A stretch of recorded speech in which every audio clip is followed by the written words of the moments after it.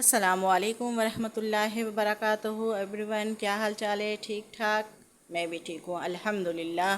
तो दिन को गर्मी कैसी हो रही है दिन में, तो मैंने बस दिन में हल्का फुल्का सा जूस वगैरह बना लिया था। आज लस्सी वगैरह बना ली थी, तो वही पी करके हम लोगों ने दिन गुजार लिया। अब रात को तो कुछ खाना है, तो शाम के वक्त मैं खाना पकाने के लिए आई, तो ये दिन के बर्तन वगैरह पड़े हुए थे, तो मैंने सोचा कि चलो ये बर्तन धो लेती हूँ, उसके बाद खाने की कुछ तैयारी करती हूँ।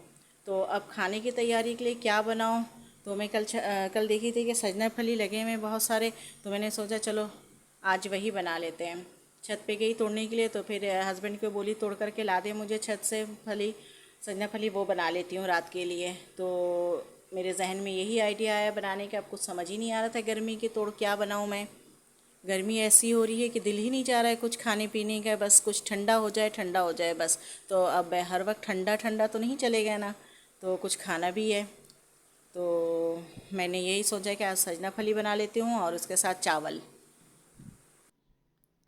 सजना फली तोड़ने के लिए हमें अम्मी की छत पर जाना पड़ता है, क्योंकि ये दरख्त जो है उनके साइड पे लगा हुआ है। तो फिर ये गए जा कर के तोड़ने लगे। ये दरख्त मेरे अब्बू ने लगाया था, जो आज भी हम इसके फल खा रहे हैं और मोहल्ले वाले भी लेकर जाते हैं।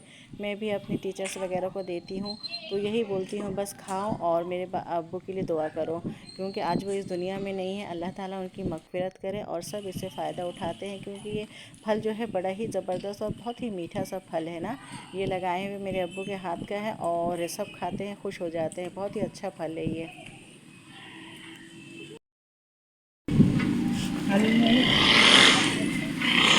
ये लो भाई, सच में लो।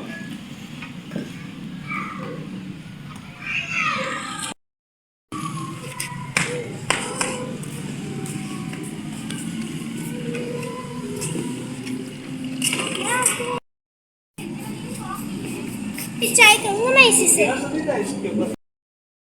तो ये तोड़ करके लेकर के आ गए थे, मैंने छिल मिल लिया। और ये आलू आलू सजना डाल करके बनाऊंगी, मछली वगैरह नहीं डालूंगी। ये मसाला मैंने पीस लिया था। ठीक है, ये चावल निकाल के रखी हूँ, अभी इसको चढ़ाऊंगी, यानी आलू सजना के सालन और इसके साथ चावल। ये है रात का डिनर। चले फिर अब हम तैयारी करते हैं इसका। ये मैंने चूल्हे पे पतीली रख लिया, अब इसमें तेल डालूंगी, फिर मसाला वगैरह डाल करके सजना फली के सालन बनाऊंगी। तो सीन कुछ यूँ है कि वालदेन की कमी तो खैर कोई पूरी नहीं कर सकता है, उनका खाना तो हमेशा ही खाली रहता है। तो मेरे अब्बू को भी गए हुए काफ़ी अरसा हो गया है, उनकी कमी तो खैर कोई पूरी नहीं कर सकता है।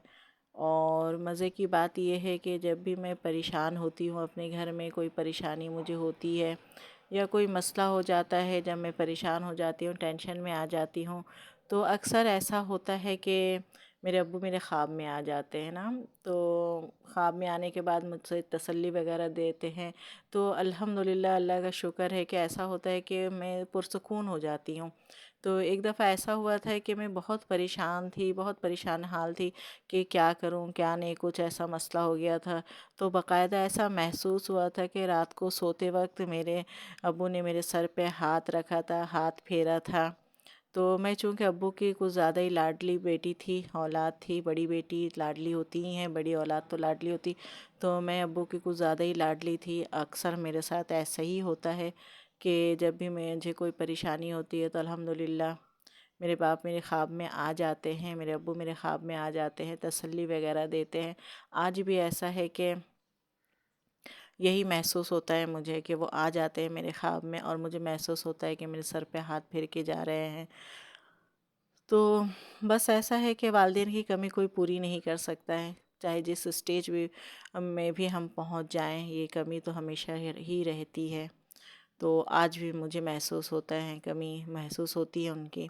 कभी कभी ऐसे मोड़ आ जाते हैं मेरी ज़िंदगी में कि काश मेरे बाप आज ज़िंदा होते।